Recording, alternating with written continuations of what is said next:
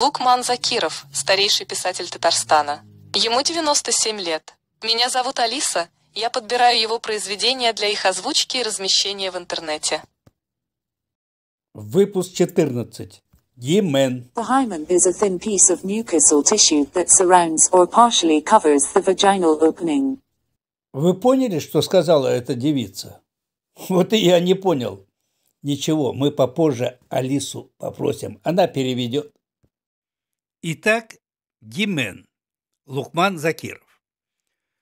В перестроечные годы, когда в СССР еще не было секса, легендарный редактор «Огонька» Виталий Коротич поручил мне сочинить статейку о некоем Гимене.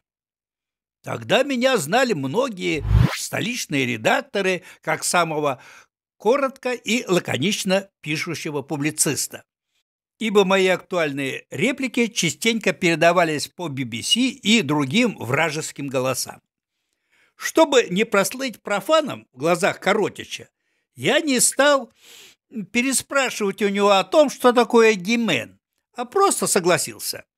Конечно, в его распоряжении были более продвинутые журналисты, чем я, но столичному редактору явно захотелось узнать мнение провинциала.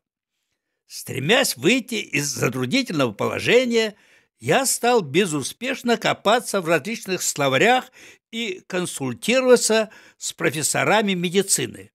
К моему удивлению, знатоком этого дела оказался не профессор, а рядовой врач, который в нашей несексапильной стране осваивал новую профессию – гимена-реставратора.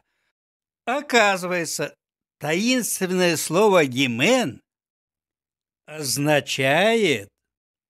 Но мы тут прервемся и попросим Алису перевести то, что в начале этого выпуска тараторила та самая заграничная деваха.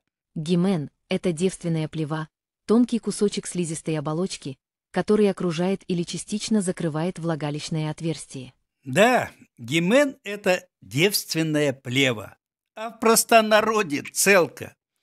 Кстати, новорусский врач рассказал мне сочный анекдот на эту тему.